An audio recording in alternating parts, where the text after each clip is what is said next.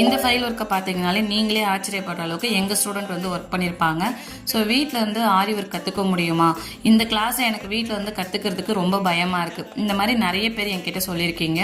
So இந்த வீடியோவை நீங்கள் முழுசாக பாருங்கள், நீங்களே ஆச்சரியப்படுவீங்க. கோமதி சிஸ்டர் விழுப்புரத்துலேருந்து அனுப்பின ஃபைல் ஒர்க்கு தான் இது.